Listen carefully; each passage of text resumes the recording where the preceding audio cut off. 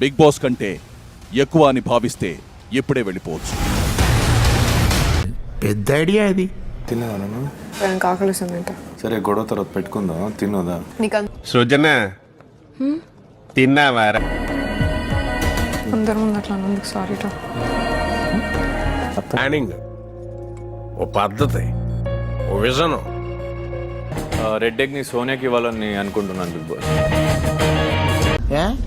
పిచ్చి కూడా హద్దు ఉండాలి భయ్య. ఇక్కడ నుంచి but don't talk to me right now, not the time. నేను